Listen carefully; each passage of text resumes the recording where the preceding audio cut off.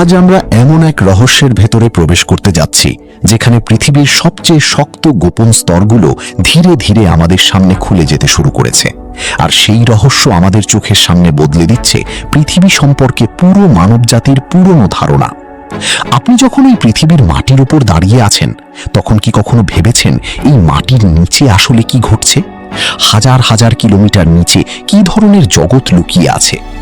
আলো, বাতাস, নদী, সমুদ্র সবকিছু কি শুধু উপরের স্তরেই সীমাবদ্ধ, নাকি এর নিচে আরো গভীর কোনো অজানা বাস্তবতা আছে? আধুনিক ভূবিজ্ঞান আমাদের জানায় পৃথিবী একাধিক স্তরে বিভক্ত: ক্রাস্ট, ম্যান্টল, আউটার কোর এবং ইনার কোর। কিন্তু এই স্তরগুলোর ভেতরে সবচেয়ে রহস্যময় একটি অংশ হল 410 থেকে 660 কিলোমিটার গভীরতার মধ্যবর্তী অঞ্চল, যাকে বলা হয় ট্রানজিশন জোন। আর এখানেই বিজ্ঞানীরা এমন এক বিস্ময়কর খনিজের সন্ধান পান যা আমাদের পুরো পানির ইতিহাসকে নতুনভাবে চিন্তা করতে বাধ্য করে। এই খনিজের নাম রিংউডাইট এবং এটি পৃথিবীর গোপন রহস্য উন্মোচনের একটি চাবিকাঠি হিসাবে বিবেচিত হয়। ইসলামিক গজল অ্যান্ড রিসার্চের এই বিশেষ গবেষণাধর্মী পর্বে আমি রাজু আহমেদ আপনাদের নিয়ে যাব পৃথিবীর গভীরতম বিস্ময়ের দিকে, যেখানে পানির শুধু সমুদ্র বা নদী হিসেবে নয়, বরং পাথরের ভেতরে আটকে থাকা এক অদৃশ্য রূপে লুকিয়ে থাকতে পারে। রিংউডাইট প্রথমে আবিষ্কৃত হয় মহাকাশ থেকে আসা একটি বিরল হীরার ভেতরে, যা ভূগর্ভের গভীর অংশ থেকে উঠে এসেছিল। এই হীরার ভেতরে যখন বিজ্ঞানীরা মাইক্রোস্কোপের মাধ্যমে পরীক্ষা চালান, তখন তারা এমন কিছু দেখতে পান যা আগে কখনো সরাসরি প্রমাণিত হয়নি। একটি নীলচে খনিজ যার ভেতরে হাইড্রোজেন ও অক্সিজেনের উপস্থিতি প্রমাণ করে যে সেখানে পানি একটি আলাদা অবস্থায় আটকে আছে। এই পানি কোনো নদী বা সাগরের মতো তরল নয়, বরং এটি খনিজের স্ফটিক কাঠামোর মধ্যে রাসায়নিকভাবে বন্দী অবস্থায় রয়েছে, যাকে বলা হয় হাইড্রক্সিল গ্রুপ। এই আবিষ্কার বিজ্ঞানীদের জন্য ছিল এক ধরনের ধাক্কা, কারণ এতদিন ধারণা করা হতো পৃথিবীর গভীর অংশ প্রায় সম্পূর্ণ শুষ্ক বা কঠিন পাথরের সমষ্টি, যেখানে পানি থাকার সম্ভাবনা খুবই সীমিত। কিন্তু রিংউডাইট সেই ধারণাকে সরাসরি প্রশ্নবিদ্ধ করে দেয়। এরপর শুরু হয় আরও গভীর গবেষণা। ভূকম্পন তরঙ্গ বা সাইসমিক ওয়েভস বিশ্লেষণ করে বিজ্ঞানীরা দেখতে পান যে পৃথিবীর ট্রানজিশন জোনে এমন কিছু অস্বাভাবিক আচরণ রয়েছে যা সাধারণ শিলার সাথে মেলে না। এই তরঙ্গগুলো যখন পৃথিবীর ভেতর দিয়ে প্রবাহিত হয়, তখন কিছু নির্দিষ্ট গভীরতায় এসে তাদের গতি পরিবর্তিত হয়, যা ইঙ্গিত দেয় সেখানে এমন কোনো পদার্থ আছে যার ঘনত্ব এবং গঠন সম্পূর্ণ আলাদা। এই পর্যবেক্ষণ থেকেই বিজ্ঞানীরা অনুমান করতে শুরু করেন যে হয়তো পৃথিবীর ভেতরে এমন বিশাল পরিমাণ পানি সংরক্ষিত আছে যা সরাসরি তরল আকারে নয়, বরং শিলার ভেতরে আটকে আছে।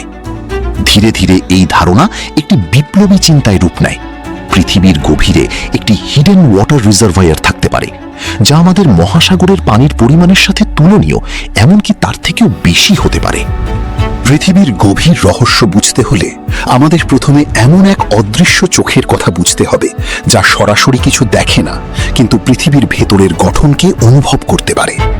এই অদৃশ্য চোখ হল ভূকম্পন তরঙ্গ বা সাইসমিক ওয়েভস, যা ভূমিকম্পের সময় পৃথিবীর ভেতর দিয়ে প্রবাহিত হয় এবং আমাদের জানায় ভেতরের স্তরগুলো কেমন।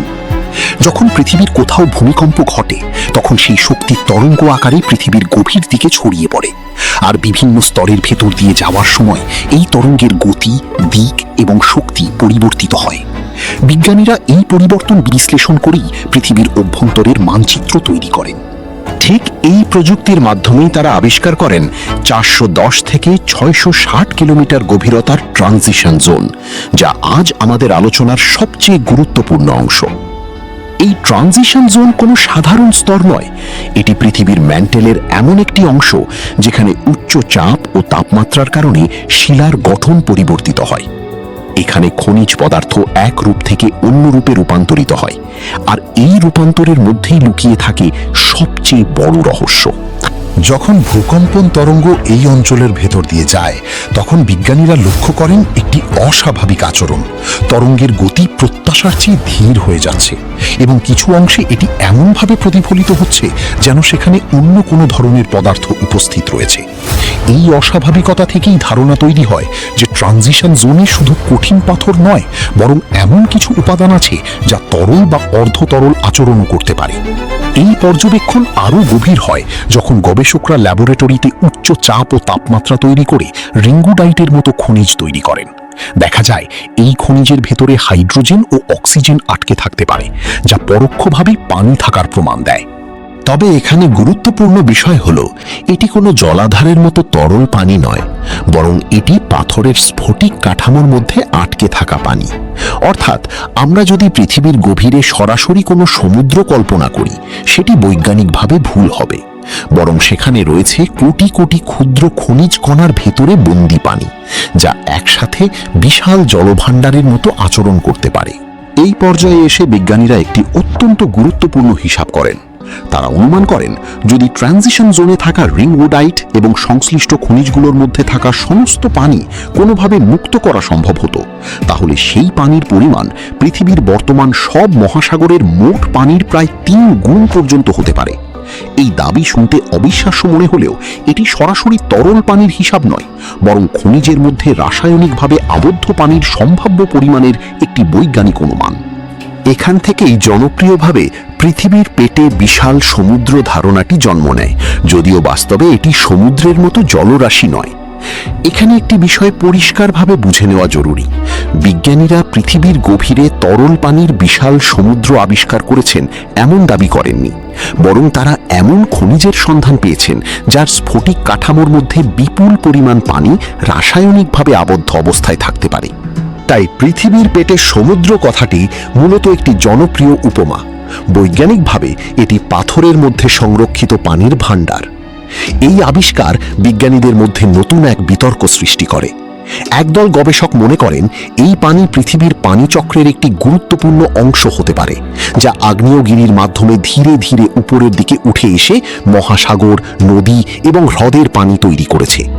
অন্যদিকে আরেক দল বিজ্ঞানী মনে করেন এই পানি হয়তো পৃথিবীর জন্মের সময় থেকেই ম্যান্টেলের ভেতরে আটকে ছিল এবং এটি বাইরে থেকে আসা পানির তত্ত্বকে সম্পূর্ণভাবে বাতিল না করেও নতুন ব্যাখ্যা দেয়। অর্থাৎ পৃথিবীর পানির উৎস একক কোনো ঘটনায় সীমাবদ্ধ নয়, বরং এটি একাধিক প্রক্রিয়ার সমন্বয়ে গঠিত হতে পারে।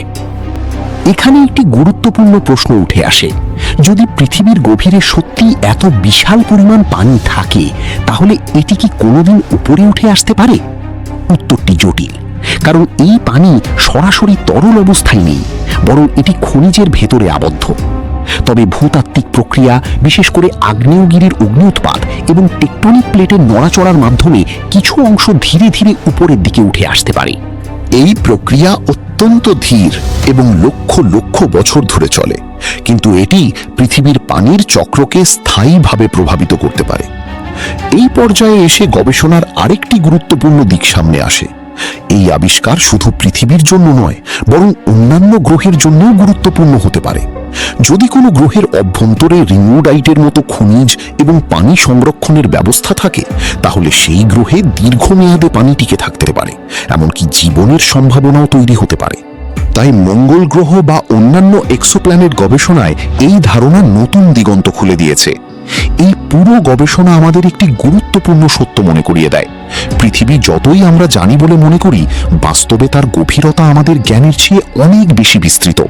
আমরা শুধু উপরের স্তর দেখি, কিন্তু ভেতরের জগৎ এখনো রহস্যে ভরা। আর এই রহস্যই বিজ্ঞানকে প্রতিনিয়ত নতুন প্রশ্নের দিকে নিয়ে যায়। আজ আমরা দেখলাম রিংউডাইট থেকে শুরু করে ভূকম্পন তরঙ্গ, ট্রানজিশন জোন এবং পৃথিবীর পানির উৎস নিয়ে এক বিশাল বৈজ্ঞানিক বিতর্ক। কিন্তু এখানেই প্রশ্ন শেষ নয়, বরং এখানেই শুরু হয় সবচেয়ে বড় প্রশ্নটি।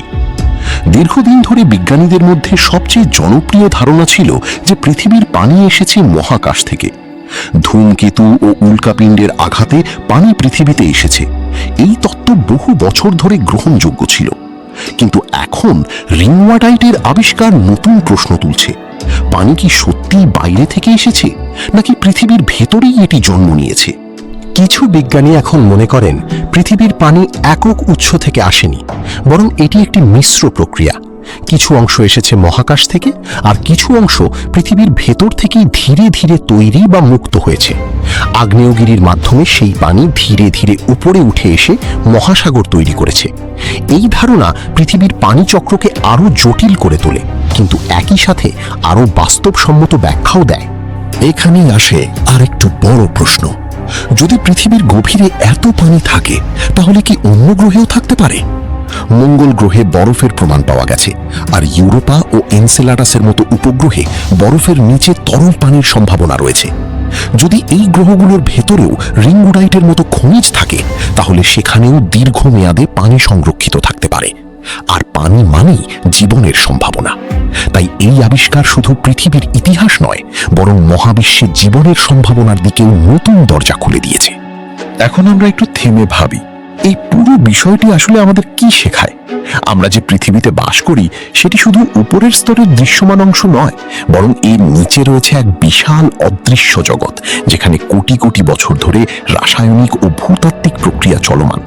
আমরা যতই আধুনিক প্রযুক্তি ব্যবহার করি না কেন, এই গভীর স্তরের অনেক কিছুই এখনো আমাদের অজানা। ইসলামিক গজল অ্যান্ড রিসার্চের এই গবেষণাধর্মী পর্বে এই আবিষ্কার আমাদের শুধু বিজ্ঞান শেখায় না, বরং চিন্তার গভীরতাও বাড়ায়। কারণ যখন আমরা দেখি পৃথিবীর ভেতরে এত বিশাল এবং জটিল ব্যবস্থা কাজ করছে, তখন স্বাভাবিকভাবেই প্রশ্ন আসে, এই নিখুঁত সিস্টেম কিভাবে গঠিত হলো? শেষে এসে সবচেয়ে গুরুত্বপূর্ণ সত্যটি হলো, আমরা এখনো পৃথিবী সম্পর্কে সম্পূর্ণ জানি না। আমাদের জানা অংশ হয়তো সমুদ্রের উপরের ঢেউয়ের মতো, কিন্তু ভেতরের গভীরতা এখনো অজানা।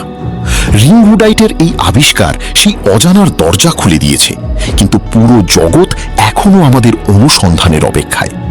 আর এই কারণেই এই গল্প শেষ হয় না, বরং শুরু হয় নতুন এক প্রশ্ন দিয়ে।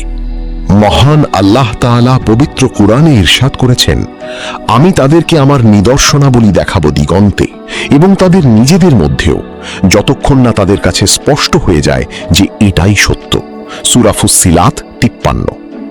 পৃথিবীর গভীরে লুকিয়ে থাকা রিংউডাইটের এই রহস্য আমাদের মনে করিয়ে দেয় যে মানুষের জ্ঞান যতই বৃদ্ধি পাক না কেন, সৃষ্টি জগতের বিস্ময় তার চেয়েও অনেক বড়।